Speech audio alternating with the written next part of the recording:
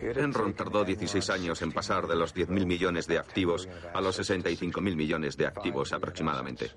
Tardó 24 días en irse a la quiebra. ¿Qué diablos están construyendo ahí? La compañía se hundió tan rápida y tan profundamente que quebró en cuestión de semanas.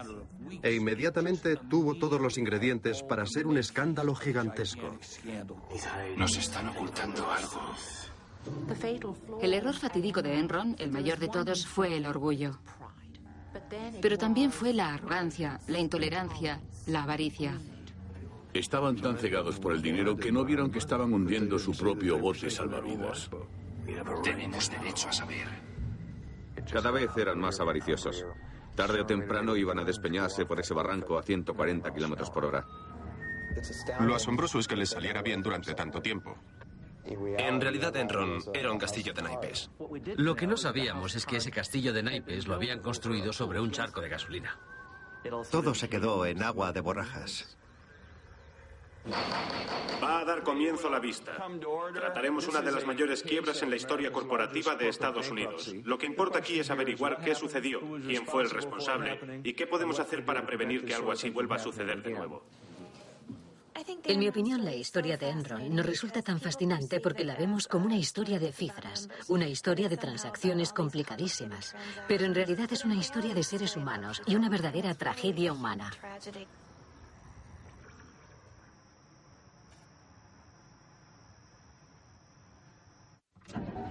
Mama may have, Papa may have, but God bless the child that's got his own, that's got his own. Yes, the strong gets more, while the weak ones fade. Empty pockets don't ever make the grave. Los tipos que estafaron a América. Papa may have, but God bless the child that's got his own, that's got his own. Money, you got lots of friends crowding round the door.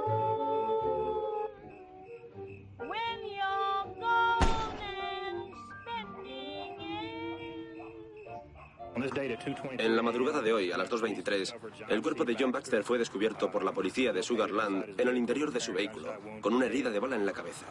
Se encontró una nota de suicidio. Señor, ¿puede decirnos si esto tiene algo que ver con la quiebra de Enron? Sabemos que era empleado de Enron, pero en cuanto a las razones del suicidio, no sabemos nada.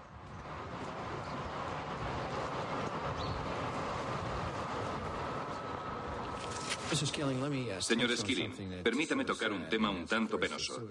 Me refiero, por supuesto, al suicidio de Cliff Baxter. En su declaración inicial, usted dijo que era su mejor amigo. Antes de su muerte, ¿solía tener muchas conversaciones con él? Sí. ¿Y alguna de ellas estaba relacionada con Enron? Sí. No hay nadie que conociera a Cliff que no se diera cuenta al final de que estaba destrozado por lo que había pasado.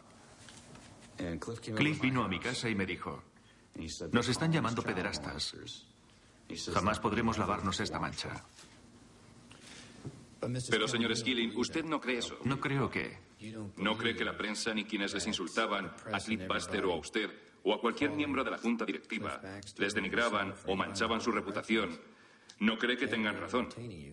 ¿Es lo que usted está diciendo hoy aquí? En mi opinión, no hice nada malo. Nada que no fuera en el interés.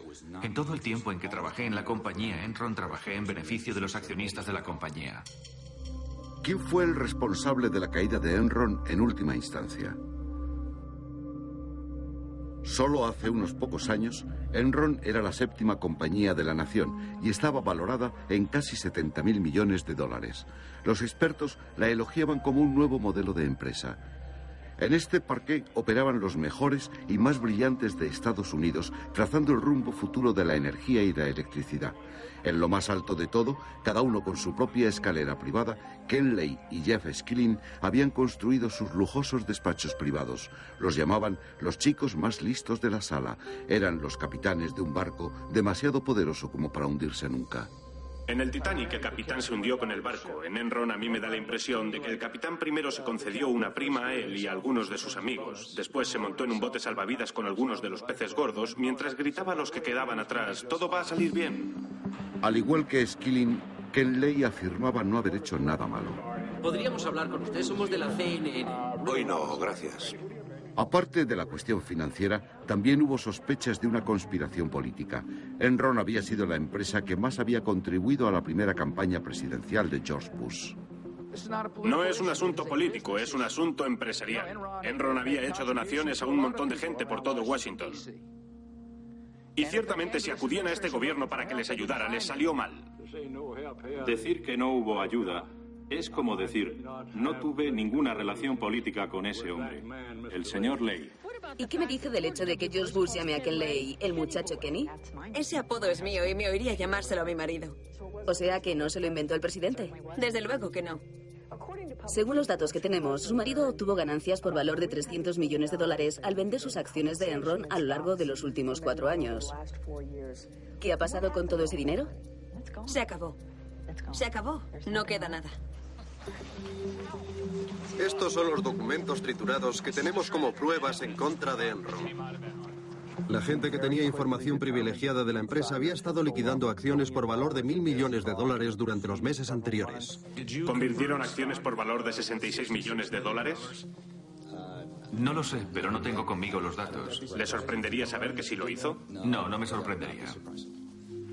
El señor Fastow solo obtuvo 30 millones de la venta de sus acciones de Enron, pero sacó otros 30 millones con sus operaciones indirectas. Pienso que hubo una reacción inmediata de indignación cuando la gente se enteró de la cantidad de beneficios que habían obtenido Lay, Skilling y Fastow y de lo sumamente artificial que había sido la compañía. La noticia de la destrucción de documentos en Enron planteó muchas preguntas. ¿Qué respuestas se perdieron al ser destruidos todos esos documentos? 20.000 empleados perdieron sus trabajos. 2.000 millones destinados a pensiones y jubilaciones habían desaparecido. ¿Fue Enron la obra de unos cuantos hombres corruptos o el lado oscuro del sueño americano? El muchacho Kenny. Los orígenes de Lay eran muy humildes. Mi padre era un pastor baptista y fue ordenado cuando yo era muy pequeño. Yo tendría unos 2 o 3 años. Ken Lay era el hijo de un predicador baptista. Su familia había sido pobre durante toda su vida. Tuvo varios trabajos de pequeño. Claramente tenía en la mente que las cosas podían ser mejores y que quería que fueran mejores. Su mayor ambición era triunfar. Solía contar la historia del tractor, de cómo sentado en un tractor soñaba con el mundo empresarial y de lo diferente que todo podía ser para él y su familia. Lay era doctor en económicas y desde muy joven se convirtió en un partidario a ultranza de la liberalización. En este sentido se adelantaba a todos. Pensaba que los mercados de energía debían liberalizarse y en concreto la industria del gas natural, que estaba coartada por el control gubernamental. E hizo mucha presión en Washington para cambiar todo esto.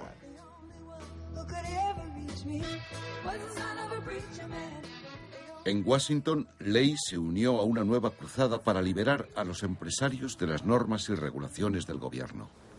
El gobierno no es la solución a nuestro problema. El gobierno es el problema. Las sociedades que han logrado el progreso económico más espectacular y con una base más amplia en un periodo menor de tiempo no son aquellas que están más estrechamente controladas, ni necesariamente las más grandes o las más ricas en recursos naturales. No, lo que las une a todas es su voluntad de creer en la magia del mercado.